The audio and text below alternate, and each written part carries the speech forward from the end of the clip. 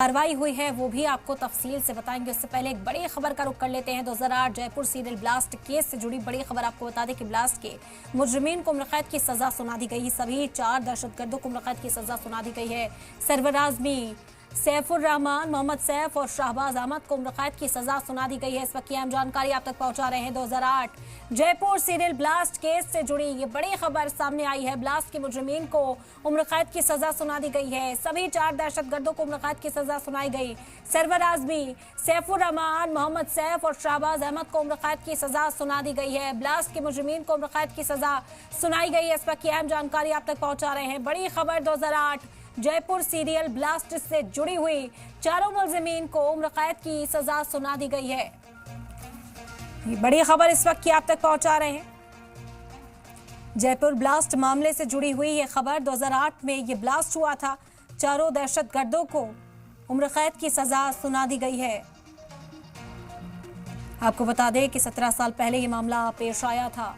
71 लोगों ने अपनी जान इस ब्लास्ट में गंवा दी थी। 4 मुलजिमीन को उम्र कैद की सजा सुना दी गई है। जयपुर को दहलाने वाले 2008 बम ब्लास्ट केस में आज सजा का ऐलान हो गया है। मुजरिमीन को उम्र कैद की सजा सुनाई गई है। सरवर आजमी, सैफुर रहमान, मोहम्मद सैफ और शाहबाज अहमद को अदालत ने उम्र कैद की सजा सुना दी है। अहम जानकारी इस वक्त आप तक पहुंचा रहे हैं। 4 अप्रैल को जज रमेश जोशी ने चारों को मुजरिम करार दिया था, कसूरवार ठहराया था और उसके बाद आज इनकी सजा का ऐलान हो गया है। 71 लोगों की जान गई थी इस ब्लास्ट में और इन्हें अब उम्र कैद की सजा सुनाई गई। 4 मुजरिमीन को, 4 दहशतगर्दों को उम्र कैद की सजा सुनाई गई है। इस वक्त की अहम जानकारी आप तक पहुंचा रहे हैं। इससे पहले 4 अप्रैल को इन्हें दोषी करार दिया गया था, कसूरवार करार दिया गया था और आज इनकी सजा का ऐलान हो गया है। आपको बता दें कि इतना दर्दनाक वो हादसा, धमाका पेश आया था। 71 लोगों ने अपनी जान उसमें गंवा दी थी।